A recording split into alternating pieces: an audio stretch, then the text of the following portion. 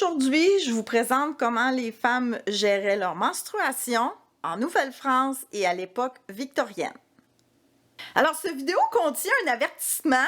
Il peut surprendre les gens parce qu'on vient montrer les vraies affaires sans cachette.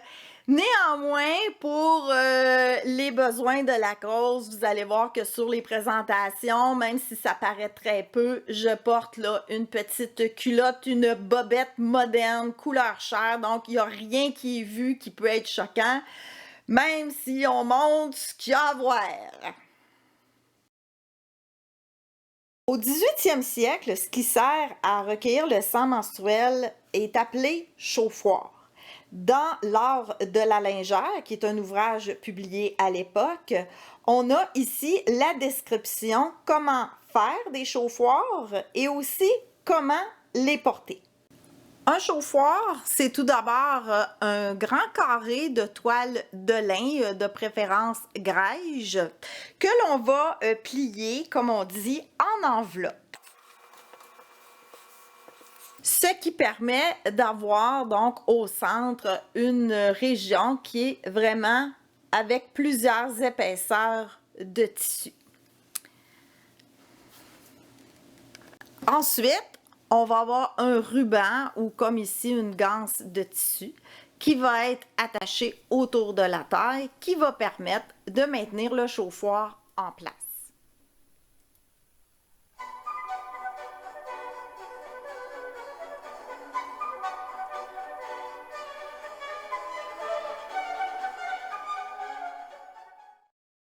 Comme vous avez pu le voir, le corset ou le corps baleiné du 18e siècle permet de glisser le chauffoir vraiment en dessous de la chemise parce qu'il est court.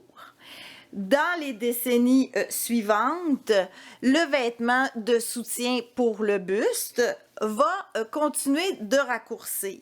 Ainsi, dans les années 1800, 1810, 1815, on va avoir un corset très court comme ça qui va continuer de permettre de mettre le chauffoir là, vraiment directement sur le corps.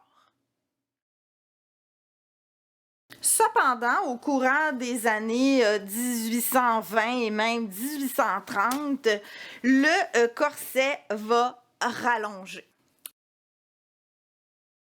Ce qui fait que le chauffoir va être difficilement portable en dessous, sachant qu'il faut aller le désépingler et l'attacher pour changer le chauffoir. Donc, on va être obligé de mettre le chauffoir par-dessus le corset.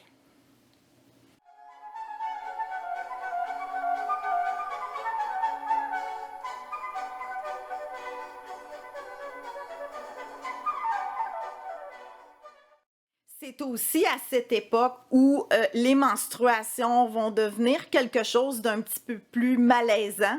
Au 18e siècle, les jeunes filles pouvaient même être fières d'avoir leurs premières règles. Ça voulait dire qu'elles étaient maintenant rendues grandes, un peu comme aujourd'hui. Mais au 19e siècle, ça va devenir progressivement tabou. Si bien que le corset est un peu intimement lié à toute cette histoire-là parce que ça devient beaucoup plus difficile à gérer avec un corset qui est long.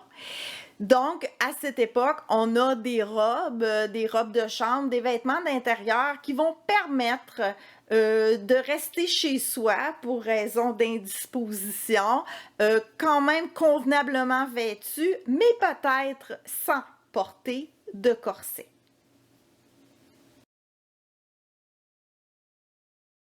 Bien sûr, le risque de tache est toujours présent. C'est pour ça qu'on peut avoir divers jupons qui vont être portés, des jupons un petit peu moins raffinés, qui vont permettre là, que si jamais il y a des taches, ils peuvent être lavés. Moi, par exemple, j'ai celui-là, je l'ai toujours appelé mon jupon de propreté. Là, ça fait 20 ans que je le porte en reconstitution et justement, je le mets en dessous pour parer à tout accident parce qu'on ne voudrait pas, par exemple, tacher un jupon de laine ou même de soie. Comme vous l'avez vu dans les deux présentations 1830 et 1750, le chauffoir est fixé avec des petites épingles droites. Donc aujourd'hui, ça nous semble absolument incongru, mais il faut savoir qu'à l'époque, même les langes des bébés étaient fixées avec des épingles droites. Donc on développe des techniques pour les placer afin de ne pas se piquer et qu'elles ne détachent pas non plus, là, puis que là, tout tombe par terre.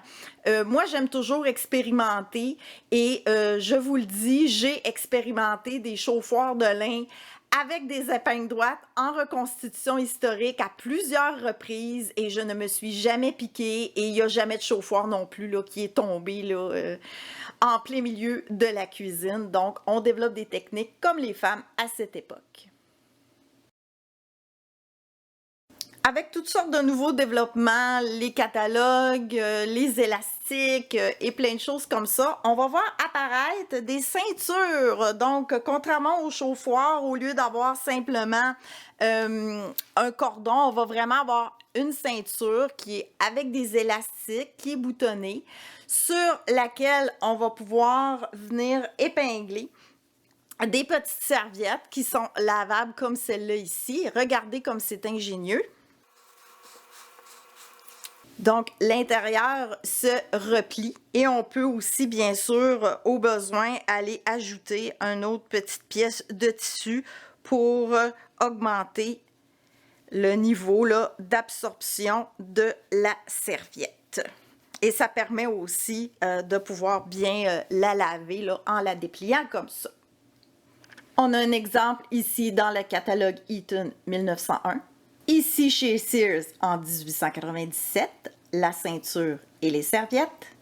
Et finalement ici, Sears 1902, encore des serviettes.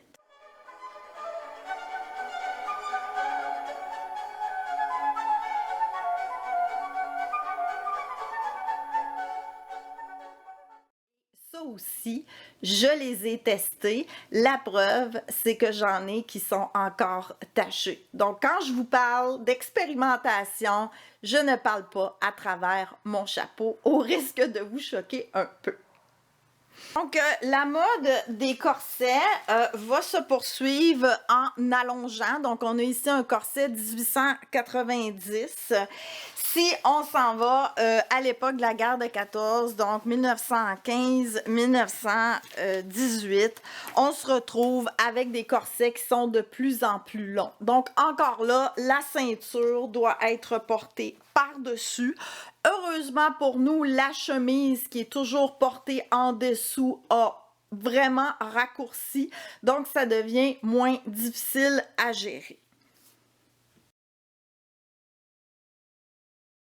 Les années vont passer, on va arriver dans les années 1940.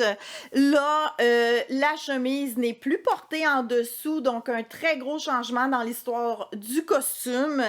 Et la première petite culotte, la bobette, comme on appelle au Québec, va arriver. Donc, au début, bon, dans les années 30, progressivement, c'est vraiment une culotte là, qui est sous forme de petits boxers, petits shorts. Donc, encore là, c'est toujours des ceintures qui sont utilisées pour les règles, qui sont portées donc par-dessus la gaine. Et on va mettre la culotte par-dessus, tout simplement.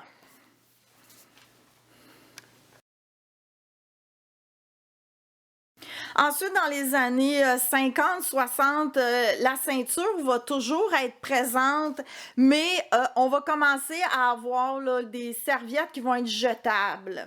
Donc ça, déjà là c'est un gros changement. Puis, éventuellement, dans les années 1960-70, la fameuse bobette va vraiment devenir la norme, celle que l'on connaît aujourd'hui. Donc, comme on dit, là, elle a commencé là, à arriver progressivement là, vers le milieu du 20e siècle, puis elle va se populariser là, dans les années, comme je vous dis, là, 50, 60, 70. Et dans les années 70, il va arriver les fameuses serviettes autocollantes qu'on connaît aujourd'hui. Donc, c'est souvent pour ça, quand on dit aux gens, ben il n'y avait pas de bobette, Ben là, tout de suite, ils disent, ben là, où on met la serviette sanitaire? Parce que nous, on est habitués qu'on colle la serviette sanitaire dans la culotte. Fait qu'à l'instant où on enlève la culotte, ben, on sait plus quoi faire. Mais ce qu'il faut comprendre, c'est simplement qu'il y avait une ceinture. Donc, soit une ceinture là, qui était plus ou moins raffinée là, selon l'époque, ou simplement là, un cordon, comme on a vu avec le chauffoir tout à l'heure, et sur laquelle on va donc attacher des serviettes soit lavables ou jetables selon si on est au 19e siècle ou au 20e siècle. Je n'ai pas parlé du tampon. Donc, le tampon va être inventé dans les années 1920-1930, mais il va vraiment falloir attendre là, les années 1980 puis même 1990 avant que ça devienne un outil là, pour les règles là, vraiment très, très populaire. Donc, tant qu'on était dans une culture où la virginité était très importante, ce petit tampon-là qui était inséré a causé beaucoup d'émoi. Donc, c'est pour ça que même s'il existait quand même assez tôt au 20e siècle, on ne l'a pas vu avant. Et c'est pour ça aussi qu'aux autres époques, comme en Nouvelle-France ou à l'époque victorienne, on n'a pas d'outils, d'articles pour recueillir le sang menstruel qui va s'insérer. C'est vraiment toujours quelque chose qui s'applique dans l'entrejambe en aplat. Dans d'autres cultures, c'est peut-être autre chose, mais du moins là, en Europe et en Amérique, la Nouvelle-France, Nouvelle-Angleterre, là, c'était la mentalité de l'époque. Donc, que ce soit les chauffoirs ou les serviettes lavables du 19e siècle, tous ces articles-là étaient vraiment lavés, nettoyés et même bouillis pour vraiment là, éviter les taches, les odeurs et tout ça. Moi, lors de mes expérimentations, j'ai trouvé ça vraiment très confortable au point que modernement, j'ai même continué quand je suis à la maison là, pour éviter les accidents, de porter des serviettes similaires à ça, donc qui ne contiennent pas de plastique. Ça respire, c'est vraiment très confortable et le risque de tache est vraiment très, très minime. J'espère que ce petit survol des produits pour les menstruations au fil du temps vous a plu. Si vous êtes audacieuse, gênez-vous pas d'essayer. Moi, je l'ai fait, puis je suis vraiment contente. Ça enlève beaucoup de préjugés. Et puis pour les autres, eh bien, faites-moi confiance, c'est pas si pire que l'on a l'impression au premier regard.